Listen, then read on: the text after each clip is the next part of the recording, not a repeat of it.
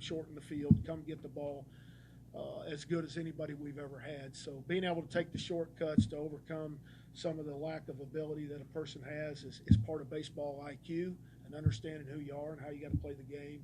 Certainly Gabe gives us that with him. Charlie Fisher has got as much power as we've ever had here.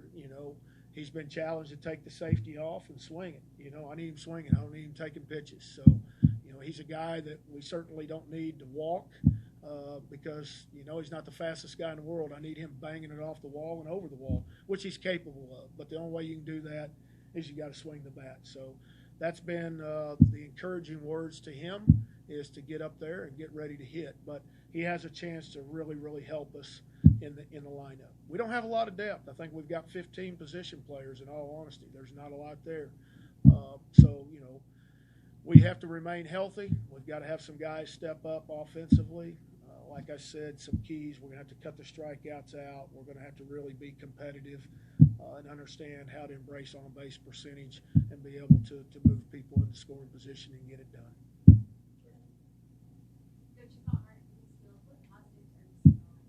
Well, I tell you what, it's like you and I moving into a new house. There's just a new excitement about it.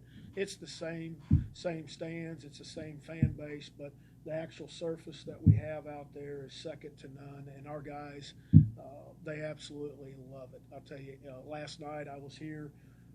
I sat up in the suites watching 4 of our guys hit down there. I've never seen that before. And they were hitting until 7:30, and then I went to the basketball game. But the lights were on, and they were working on their game and hitting on the main field. So that's what it's all about. The big selling point with that field was about development.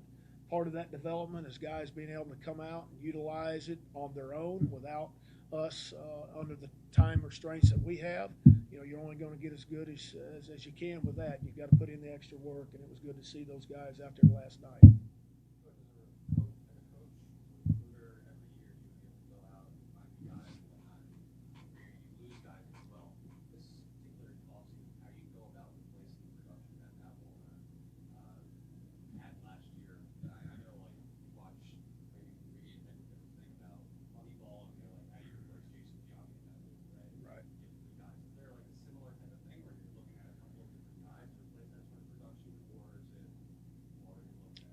Jesse, I don't know if you do replace that, in all honesty. There's a presence there. I mean, he's an all-time home run leader. Last year hit 23. I think the year before was 19. His freshman year was 16. It's hard to go out and find those numbers on that consistent basis. And that's why I said the blueprint of this team is totally different than any team that we've had here for quite a while. In all honesty, it's got to be a different philosophy. It's got to be a different mindset. We've really got to win on the mound and defensively. Last year, we had the worst fielding percentage that we've had in a long time, 963. That's not good. We had 80-some errors last year. We've got to not do that this year. We can't afford to do that. The only way we got away with that last year is because we had pop in the lineup, and we could overcome that. This year, we're going to have to really minimize those mistakes and not beat ourselves. People say, "Oh, you had another great year last year, 40 wins, another conference title. You went to the last game with LSU and that regional." But there was a lot of hard work in last year's team. A lot of things that could have come easier than what they did. We made it hard on ourselves. So, hopefully, this year, this team will be a little bit better. I'm not going to say prepared. I'm going to say prepared mentally, because I think a lot of the errors that were physical errors were led to by mental errors, in all honesty. This year we're going to have to minimize those and not beat ourselves.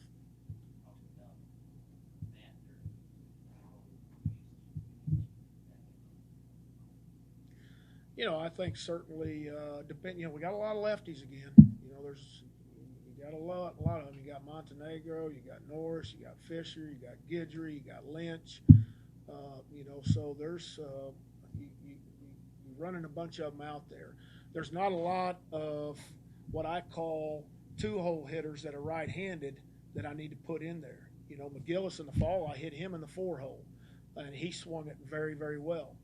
He was a guy that hit 220 last year as a true freshman, that really turned the corner this fall. You know, can he give the protection for Guidry there?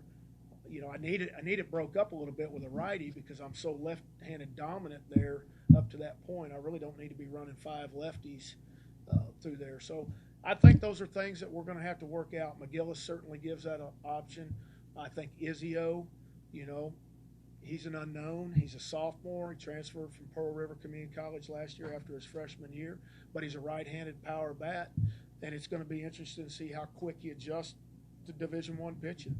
That he's going to have to, especially if I opt to hit him in that 5 hole. But McGillis gives me the best experience there that we have from the right side.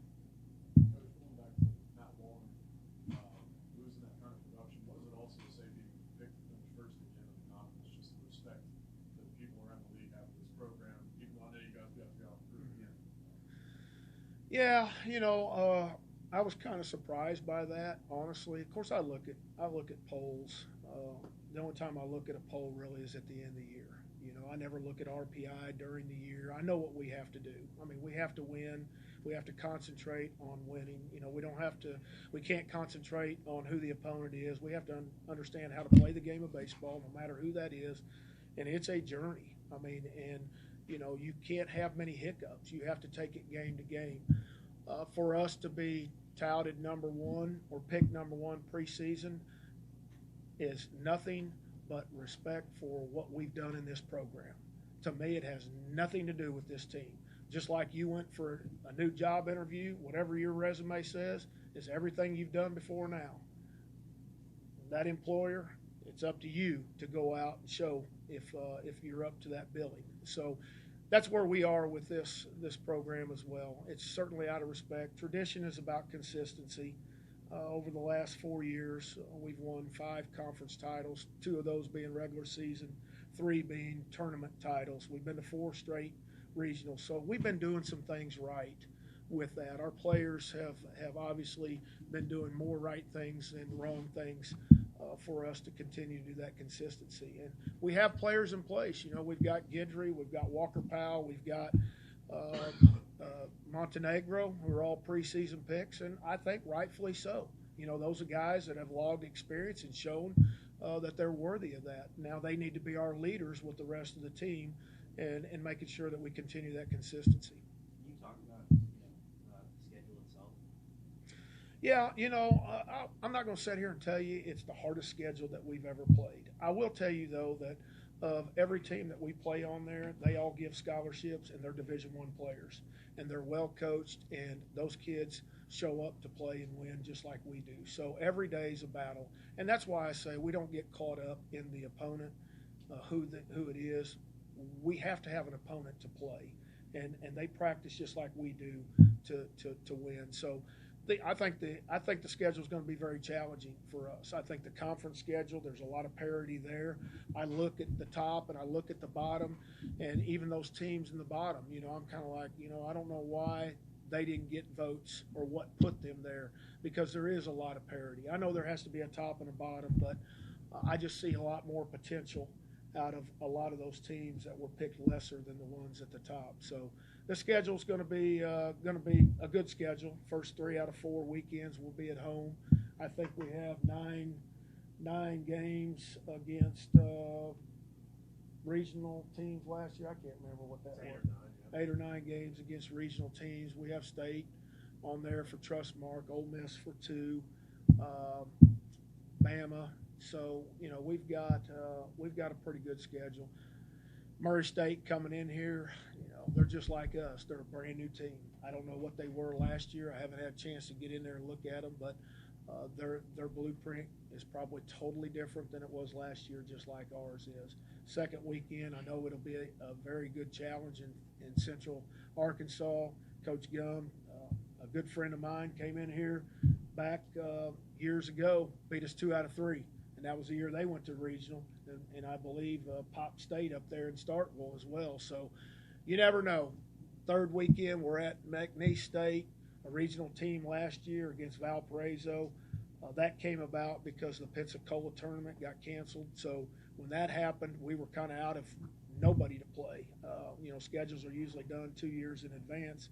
So Coach Hill at McNeese was gracious enough to include us in there for a 4-game kind of tournament style. Otherwise, we had nobody to play that third weekend. And then the fourth weekend is a former player of mine from Meridian that runs the program at Arkansas Little Rock. Chris Curry does an outstanding job, and he'll have his guys well prepared to come in here that fourth weekend before we open up with FIU at home. You were talking about midweek game. You talked about starter in the midweek. You looking at a freshman, putting him in there, kind of like you did with Gabe last year, bringing him along, or? Don't know. Good question. You know, certainly we've been trying to go through different scenarios, but I think the only scenario, Heath, that you can really look at is you go back to what I like to do, and that's play one game at a time. You know, when we get through with that first weekend, you know, we have to find a way to win all 3 of those games against Murray State, no matter what. I can't look for UNO, look at UNO on Tuesday night and who we're going to start there. We've got to do everything we can to win Friday, Saturday, and Sunday, and then on Sunday, then we'll figure out who will go on Tuesday. And I think that's what you're going to see for a little while until things kind of level themselves out, in all honesty. We're so new. We got 7 guys returning position player-wise that had experience, some a lot of experience, some just a touch. And then we have 9 pitchers. So we have 16 people out of a roster of 35 last year that returned from the program last year that actually had playing time of some sort. So we're going to have to embrace a lot of new faces out there and be patient with them and learn on the job. But it's going to be exciting to watch them because I think they're competitive young kids and they're willing to get after it. Well, you know, we shut him down all summer. He didn't go out and pitch at all in the summer.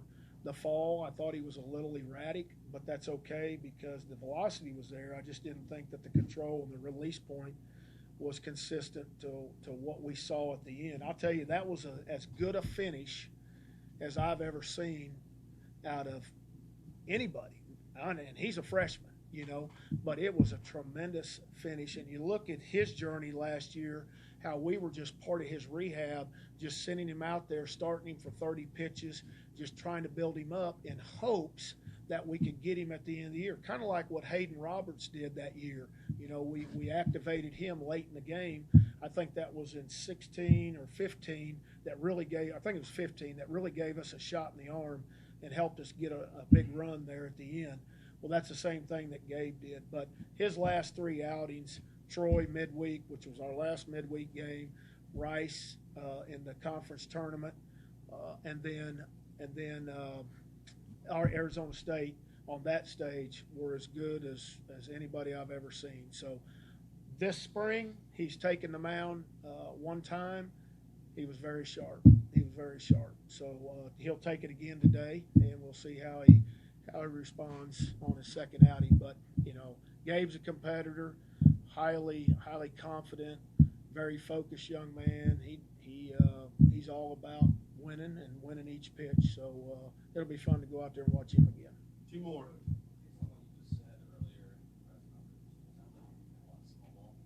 Could be, you know. You know, I'll be honest with you. I cut my teeth on hit and runs. I mean, in my early career, you know, we've had teams that can hit the long ball. And I think one thing that you do, every coach has to adjust to what the personnel is. You know, I think you have to figure out what helps your team win the most. You know, it would be easy for me to sit here and be mad that we don't hit balls over the wall or hit balls off the wall and yell and yell and yell.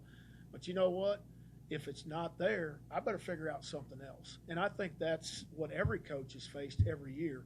There's never the same team year after year after year. There might be injuries. There might be a key injury that takes place that really turns everything around in how you do. We're preparing how to play the baseball game right now. Offensively, we want to be able, I don't care if it's your 4-hole hitter, if we ask you to suicide squeeze or we ask you to bunt for a hit or a safety squeeze, and that's what we're doing. And that was the message yesterday. But, you know, I also have enough confidence for that guy to drive it in. But I want us athletic enough and well-versed enough in the game offensively that we can have different options than just sitting there either striking out or hitting a home run. So that's not who we're going to be. I don't feel like. I think we'll continue to improve each and every day with what we're trying to instill in these kids, and it's my job to try to figure out what makes this engine run. Coach, you talked a couple times about Matthew Guidry.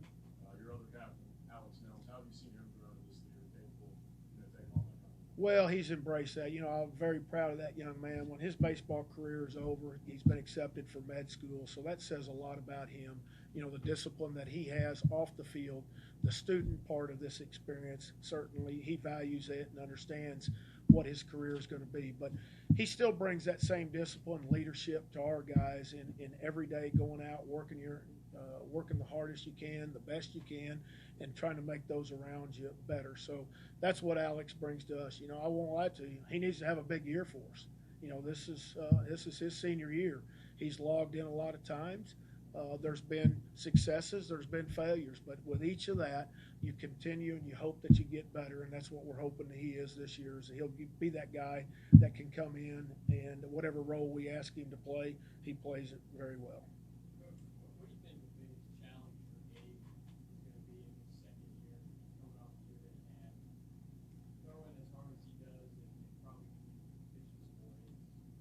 Yeah, I think is more than anything is probably being able to control the things on the outside. I think you saw the past 2 years, you saw a lot of attention from Major League Baseball here to see Nick Sandlin, to see Wallner last year. I mean, they drew a lot of interest in here, and rightfully so. And I think a guy like Gabe Shepard is going to draw that same interest. It certainly has right now. I'm sure there'll be guys here today that's going to be trying to get numbers on him and trying to get a feel of how everything lines up for the draft in June. But I think just being able to control those emotions, to not get caught up, hey, I've got to do more than I'm capable of doing, and really just sinking in and focusing on what he can do and try not let anything on the outside distract him. That's going to be the biggest challenge, because you and I both love attention. I mean, nobody doesn't like it, but it's hard sometimes to pull back and really, really focus, especially when you're 19, 20 years old. It's sometimes that becomes a little hard to deal with. So it'll be our job to kind of keep him humble and keep him in check, and I think everything will be fine with that. Anything else? Coach, defensively wise, how have the players adapted to the new surface so far? They love it. They actually do. I mean, the errors have been way down, I can tell you, and should be. I mean, in all honesty, that's a $1.3 million surface that field turf is put out, and I'll tell you right now that the technology and the science of field turf, that what has gone into their product, is heads and shoulders above any other company, and that's why we chose to go with them. It mirrors a natural grass surface as close as anything that anybody has out there, and you can ask our players, they'll tell you the same thing. So, I think our players, they love to come out, take ground balls. It's just, I hear people, some of them say, man, I just feel faster on it. Now, it hadn't helped me being any faster, but it's helped them, and that's all that counts. So, but they love the new surface, and I do too. It was that decision was made from a development side, so we weren't losing days. Yesterday, had we had natural grass, we wouldn't have practiced yesterday because of the rain the day before and yesterday morning. But with that right there, we're not going to lose practice days. We're not going to lose game days. It offers so much more that we can do for a program than natural grass can for us.